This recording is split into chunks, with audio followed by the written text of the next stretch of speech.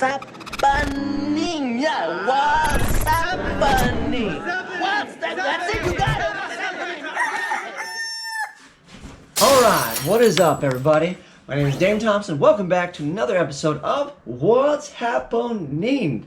This is the weekly web series where I fill you in on the blanks here on the YouTube Burndown channel. So, first and foremost, thank you guys for joining me. I appreciate you guys following along, buying stickers, all that fun stuff.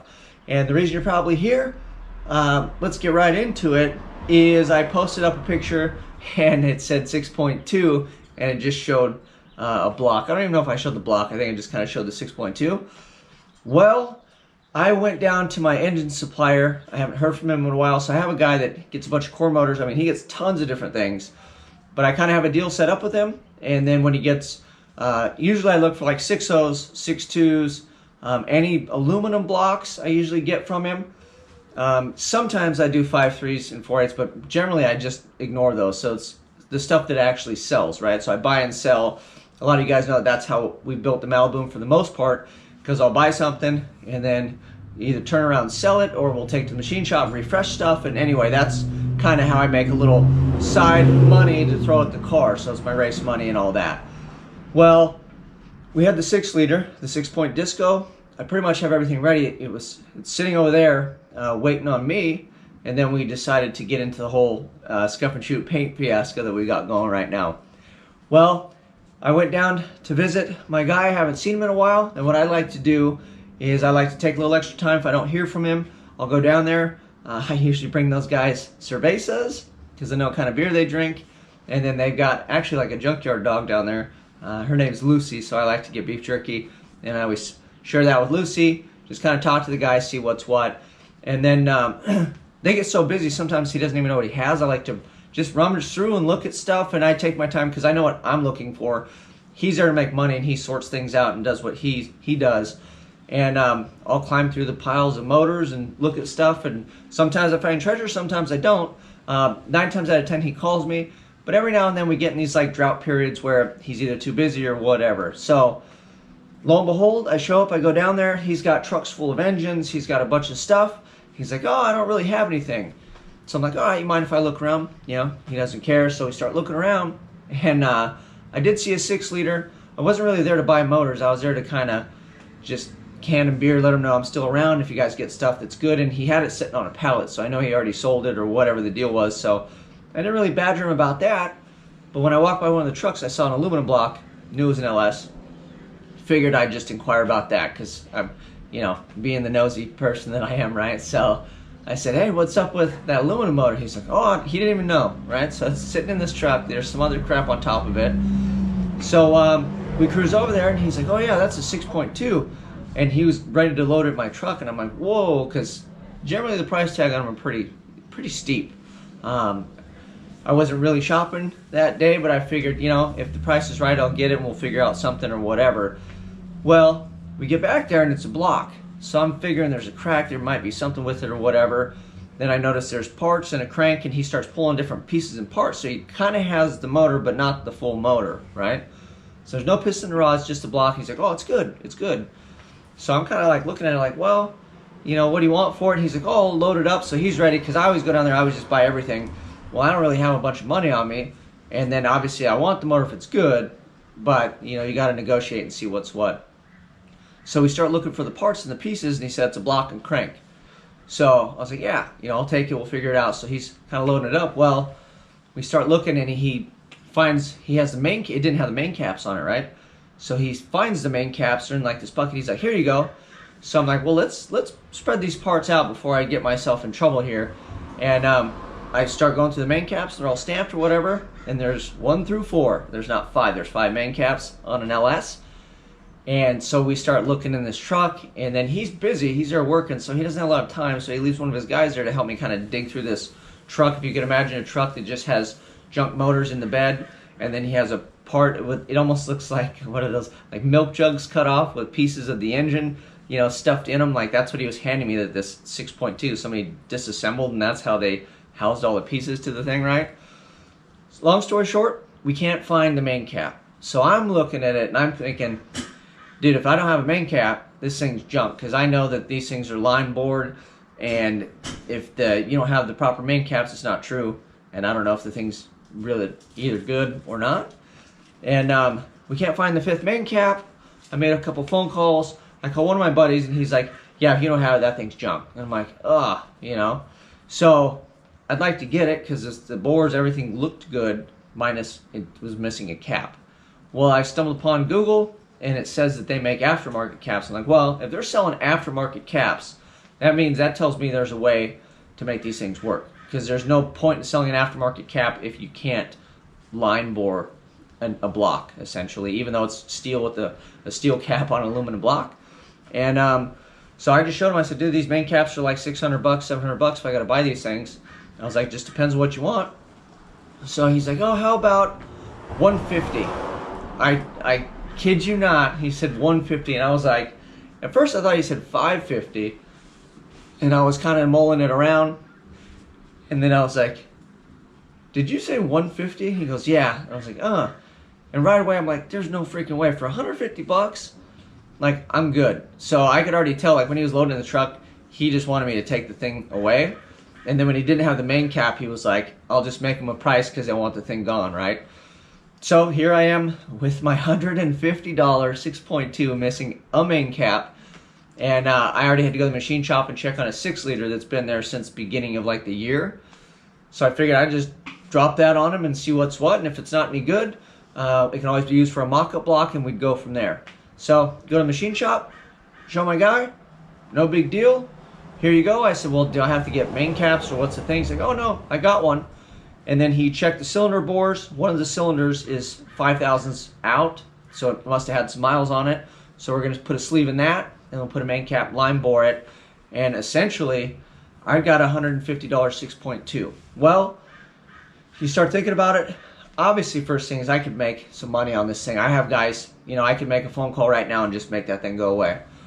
And I thought about it, but I really feel like it's one of those deals that sometimes things fall in your lap, and I don't necessarily need the money. You know, I could use a better engine at this point, more so than the money, but I have the 6-point disco sitting there, so the 0.2 displacement's but it's an aluminum block, and I'm like, man, an aluminum block 6.2, it really doesn't get much better than that. Oh, and I got the crank, by the way, so it was the block and the crank checked out as well at the machine shop.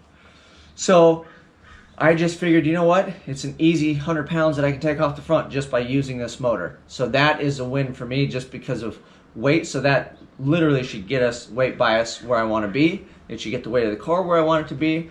And it's kind of a no-brainer, and I figure for $150, I think it'd be an injustice if I didn't blow that thing up and beat the shit out of it, or the heck out of it, I should say. And I think any one of you guys would do the same thing. If any one of you guys had the same opportunity I have, it's kind of fun to do it that way. So at least the guys that watch this video know that I paid less for that than the 6-point disco. So the 6-point disco I paid more than the 6.2. So I made the decision to have him fix it. I got rid of the 6-point disco with all the parts essentially. I'm keeping the heads, so we're going to go the 243 heads that I already have that were supposed to go on the 6-point disco. We'll put those on the 6.2. The Summit Stage 2 will go in the Stage 2. I've already got some head studs, obviously my Holly pan, so we're in pretty good shape already. The only thing we're going to do different is, since we're here and the thing was cheap, I have a buddy that I was looking at possibly just doing pistons and rods. If we're here, we might as well just party. And if I sell this 6-liter and then I have that other 6-liter, it should literally all kind of cancel out, and I should just be left with a pretty stout 6.2, hopefully. Well, essentially a stock crank 6.2, if you will, on the stock block. So that's kind of the plan, and then that obviously slows me down for the car once again, because now I got stuff at the machine shop, although I'm going to press him to get my stuff back this time and then get that other 6-liter out of machine shop jail. Which brings me to the time and what we're doing with the car. Well, I put another patch panel in. I'll show you a picture. So we've got Patchwork Annie on the driver's side, but all that stuff is in. And then today I jumped to the passenger side, was getting after it, and the passenger side door skin is just trashed. So they must use this car for demo derby or something. I just can't catch a break. And then on top of that, I went down. I was like, well, I'll just go to OPGI, and I had an hour to make it until they closed, and then Google Maps said I had an hour. So I just jumped in the truck and ran down there, and I missed it by 2 minutes. They closed. So I did not get the door skin, but I'm planning on doing a door skin on the passenger side just to make my life easier. And because of the damage that's there, instead of putting all the patchwork and stuff in it, if I skin it, it's going to be a lot better. There won't really be any body work, and we'll be miles ahead, even though it'll take me a little more time to put the skin in. But I figured I could show that to you guys too. If you have some car and some doors beat up, that's really the easy way to go about doing that. Like a quarter panel patch is a little different because there's inner and outer structure and stuff, but like a door skin, if you got a pretty beat up door, just skin that thing, because it's miles easier, you know, than the latter, than trying to put a big patch in and it sinks in and now you're back to fill work.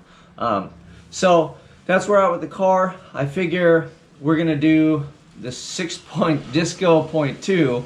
So that's coming up. Essentially it's the same build, just with aluminum block, and it's a 6.2 instead of a 6.0. We'll finish the paint work, we'll get on the body. I was hoping to prime the thing, but that's not gonna happen until we get the door skin and all that on. So we'll have a door skin video coming for you guys. And then I figured before we paint it, I'm already this far in. Now I know we're gonna make power with the 6.2. We would have made power with the 6.0. It's probably gonna be pretty similar really anyway. So I think since we have the coilovers, and before I paint, I think we're gonna maybe knock the frame in and throw some 10.5s or 275s in the rear, and we'll just call it good. Because I know that if I don't, you know, I can always run the 8.5s and like do the 8.5 class and have fun with it, but you can't really go up. So if I can fit a 275, we can always run the smaller tire, which I'll probably use that for like my street tire. But we'll see how things go. So I think we're gonna stuff a bigger tire under it before this whole thing's said and done and back on the road. So with that being said, the car's looking like we're gonna bring it out beginning of the year. At this point, I'm not gonna stress and kill myself and try to make it to small events. We'll just get it ready for like zip tie, and then obviously LS Fest West. But I'd like to have it running beginning of the year, because I need to have the Twinnebago ready for LS Fest West. So that is the goal. We should bring the car back out. It should be pretty. It should be on it like a 10.5 tire or a 275 drag radial, and it should have a bigger, hotter engine. And then the one last thing too that I'm going to change, but I need to talk to the converter guy.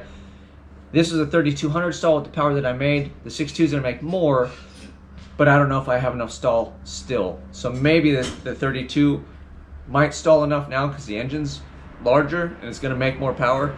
But I don't know. I want to talk to a converter guy. I might just send it out probably to Ryan Jans, see if he can cut it and look at it and loosen the thing up, or whatever he recommends. But it's a nice FTI billet 10-inch or 9.5-inch converter. So I'll just have that tweaked. We're not going to get a different one. I'll stick with it as long as it's still in good shape.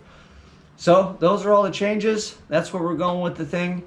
And then the only other thing left before Rocky Mountain Drag Week is probably going to be an overdrive. They make the gear vendors. So I'll probably see if I can get a line on a gear vendor, and then that'll shorten the drive shaft, give me overdrive. And then the damn thing will be streetable, have a decent tire. We should make good power with a 6.2. The front end will be a bit lighter. I mean, all around, the thing should be a whole brand new monster. But it basically takes my timeline, puts it right in the toilet, and we flushed it. So all that stuff is gone. I'll just bring you guys along for the ride. I'll show you the stuff as I work on it, and then hopefully I can bring you to events with my other buddies racing and doing stuff and all that fun stuff. But the other thing I've learned too from doing these metalwork videos that I really wasn't into is, at the end of the day, I'm asking you guys for time to sit and watch and hang out with me and watch me do stuff. And ultimately, if you guys can learn stuff, you're going to benefit. If you're just watching me do burnouts and have fun all the time, that's all probably not that fun for everybody else. Of course, it's fun for me because that's what I enjoy doing and bringing you guys along. But ultimately, somebody stated on here that you guys aren't all drag racers, so working on your classic cars is kind of par for the course. And that kind of resonated with me. So there's two parts to that. So one is I'm going to help you guys as far as some of the knowledge and stuff that I have. If I know what I'm talking about, or at least I feel like I do, I will let you know. If I don't, like when I put the transmission together, I will state that I have no damn idea what I'm doing, you know. But when it comes to bodywork, metalwork, a lot of those things, I can probably guide you in the right direction, considering I do it quite often. But with that being said, if you watch these videos and you're getting some, you know, bodywork tips and some stuff, and you learn some things, and you're here and you're doing all that, do me a favor and take whatever car it is you have and put it on the drag strip. Even if you just go for like a test and tune, regular tires, you think your car is slow as molasses, try it at least one time. Because if nobody's out there trying it, we're not going to have new people doing it. And I really enjoy it. Like literally, I would live at the racetrack if I could. I mean, I guess in California I could, because it's legal to put a tent up. So I could probably put a tent on the sidewalk outside Irwindale, which I should probably just do. But literally, go have some fun. Another thing too, if you got a slow car, you probably have buddies that maybe you just do like car show stuff. I have tons of buddies or car guys that they just like to take the car and go to the donut shop and hang out with each other and stuff. And there's nothing wrong with that, the cruising around. But you know what?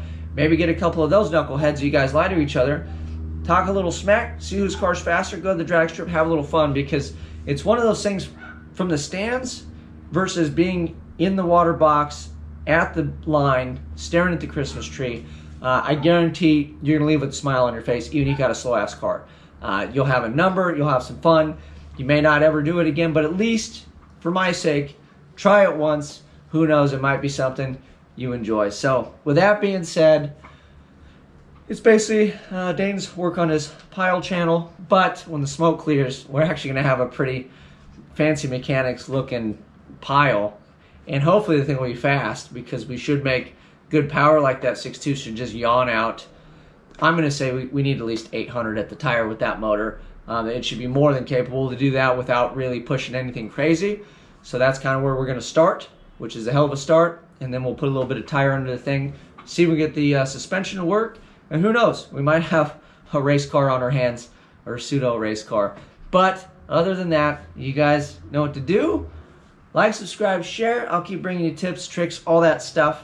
I'll even smile while I do it, and I won't be so upset because I'm not under the gun for some crazy timeline that I put myself under anymore. And that's it. I'm going to go play Hot Wheels with my son. I'm out.